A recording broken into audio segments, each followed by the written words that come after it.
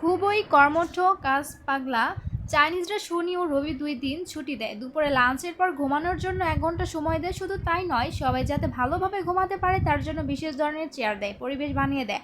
কেন জানেন আপনি? তারা কি বোঝে না যে ৭ দিনে ৬ দিন ১০-১২ ঘন্টা কর্মীকে খাটালে আউটপুট বেশি পাওয়া যাবে? এই প্রশ্নটি আমি এক চাইনিজকে জিজ্ঞাসা করেছিলাম।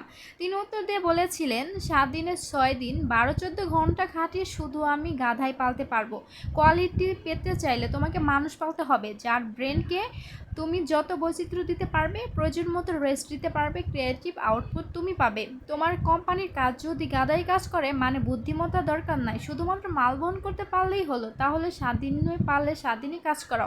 যখন আর মাল বহন করতে পারবে না, তখন একটিকে বাদ দিয়ে আরেকটিকে নিয়ে নাও। কিন্তু যদি বুদ্ধিমত্তার প্রয়োজন হয়, তাহলে তাকে ২ দিন ছুটি, দুপুরে ঘুম, পেড ভ্যাকেশন ইত্যাদি দিতে হবে। তাহলে তুমি মানসম্পন্ন একটি মানুষ পাবে আর ভালো একটি বুদ্ধিমত্তার পরিচিতভাবে কাজ করতে পারবে। তো এটাই হচ্ছে মানুষ। তো আমাদের আশেপাশে অনেকজনকে দেখি, তারা শুধু কাজই করে। অনেকজনে দেখি যে রাত ১টা বাজে, ২টা বাজেও বাসায় আসে। এগুলো দেখে আমার কাছে খুবই একটা খারাপ লাগলো। তো এর জন্য আপনাদের সাথে শেয়ার করলাম।